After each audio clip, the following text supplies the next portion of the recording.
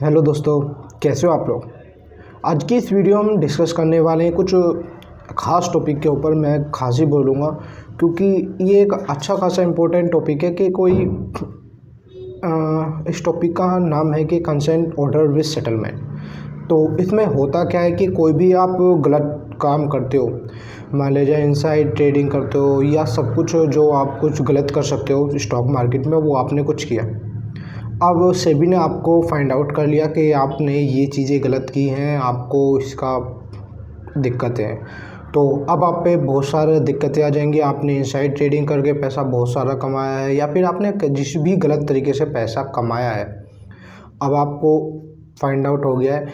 आप सेबी के पास जाते हो, सेबी के पास जाके खुद ही सेटलमेंट करते हो। आप पेनल्टी के रूप में कुछ पैसा उन्हें पे करते हो और उनसे बोलते हो तो हम पे जितने भी चार्जेस लगाए हैं वो सारे चार्जेस आप हटा लीजिए।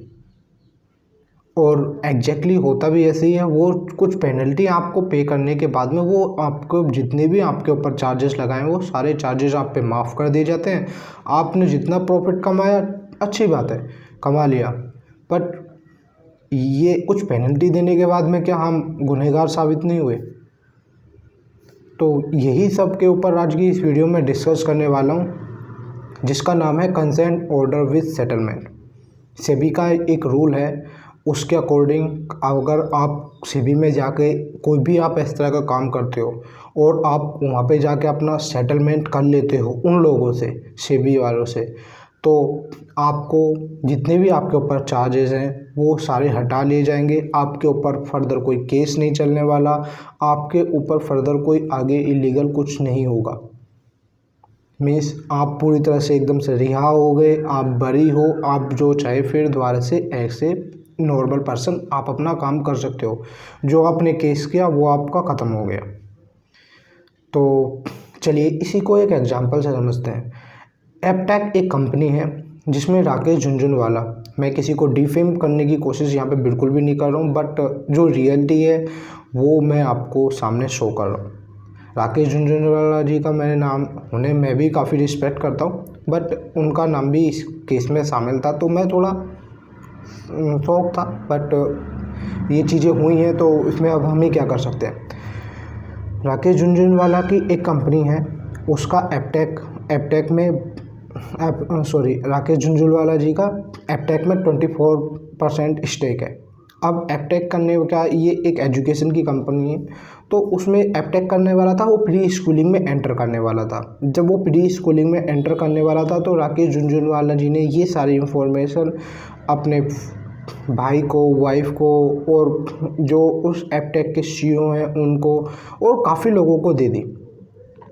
उससे ये हुआ कि राकेश झुनझुनवाला के ऊपर उन्होंने काफ़ी, सभी लोगों ने अच्छा खासा ये इनसाइड इन ट्रेडिंग हुई और इस इनसाइड ट्रेडिंग के बेस पे राकेश झुनझुनवाला जी और जितने भी अदर पर्सन थे उन्होंने काफ़ी पैसा कमाया।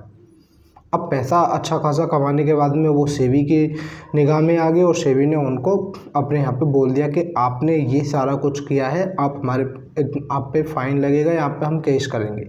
तो राकेश झुनझुनवाला जी गए सीधे सेबी के पास में।